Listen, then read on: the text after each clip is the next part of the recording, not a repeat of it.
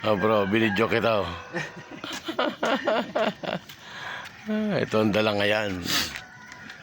Andito ang lokal naming isa sa dagdagan mo bro, yung padisal. Bro.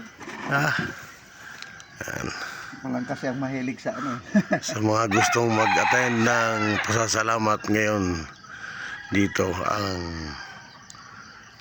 venue sa Dalangayan, lokal ng Dalangayan. May kapitid dito bro ha. Bro.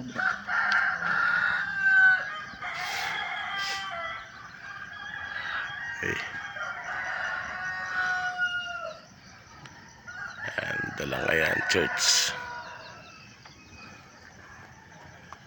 1 minute.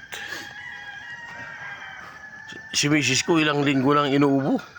Pabalik-balik ko sa lamig, sa kainit. Lamig yan, lamig. Saan ang project nyo ngayon?